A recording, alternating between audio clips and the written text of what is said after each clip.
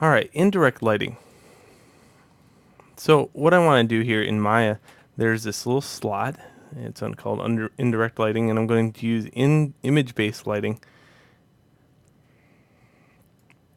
When I create something, it's going to ask me for a file. Okay, so I got to fill that file space with something. So we're going to go to Photoshop, make a new document that's 1024 by 1024 by 72 by 32-bit.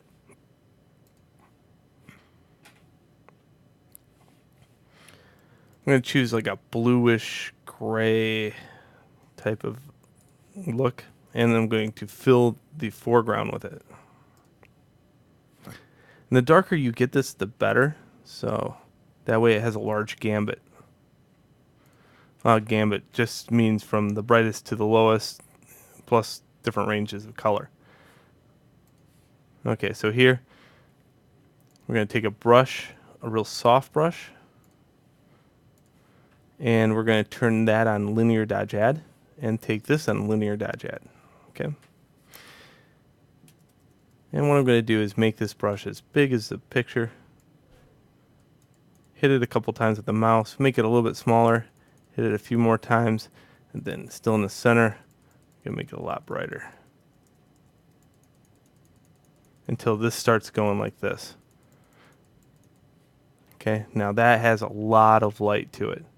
Really, that's even hard to look at. So I'm gonna save this as a TIFF.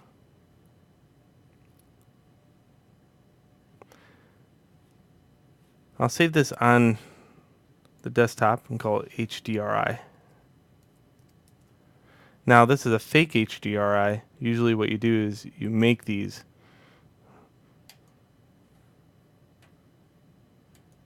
And let's see if Maya likes that type of file. Really, it's kind of picky about what type of file. So desktop. Good, he used it. All right, so what happens now? Well, look at this. I got light emanating from this side here. And just maybe flip this around like that. Okay, so the light's coming from over here. What happens to the scene?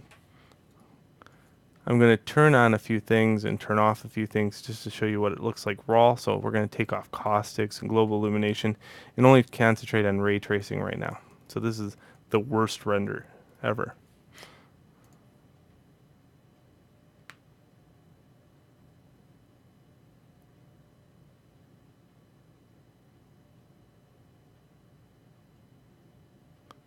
All right, so you can see image-based lighting allows the color from out here to be in here. Now, what's missing? Well, of course, if you have those, if you have it set, we can now add final gather, and I also like to have some kind of way to tell what direction the light's actually coming from.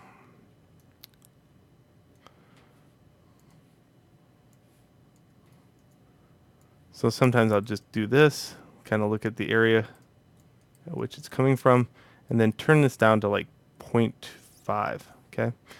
And maybe, yeah, that'll work. Maybe a little higher. Let's go 1. But I definitely want shadows.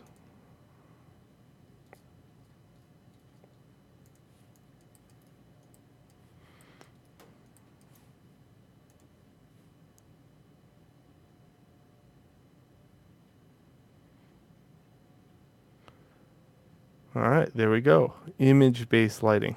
Very nice stuff. I mean, really, this is where you're getting all the indirect coloring being put in here. You can see the shadow, it's blue. You can see the shadow on this side, it's blue. Nothing is too dark. So that's what's nice about indirect lighting, is the fact that all the shadows are perfectly kind of exposed, where no shadow is so dark that it's overseeing the actual object. And that's what's nice about it. All right. That's indirect lighting. Now, I did that very quickly and very kind of quick. Keep in mind, whoops, if I added different colors to this,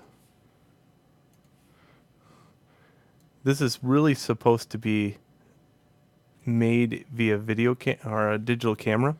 So you can make an HDRI pretty easy using overexposed, underexposed, and perfectly exposed. You should check out your camera manual or a few online tutorials on how to do that. But this is a great way to make it so the colors are things that you choose. Okay, wait a minute here. Let me take that and put it in linear dodge add.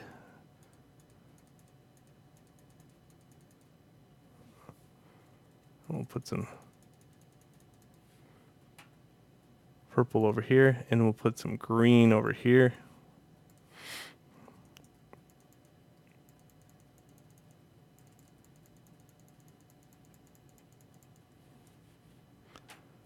And let's save that out. Now usually all you do is have to save it and then go right back into rendering it.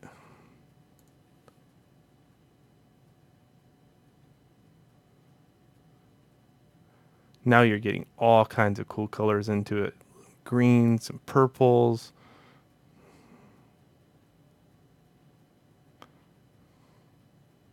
Look at the purple on that.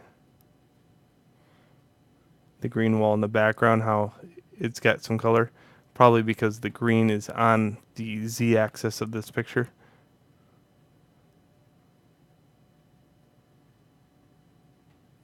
So you can really put some nice lighting into it.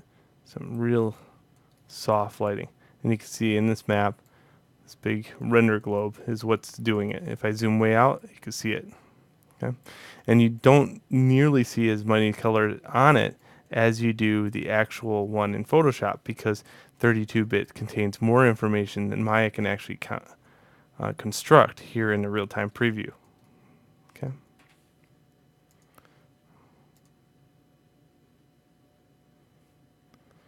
All right, so that's it. Let's go on to the next video.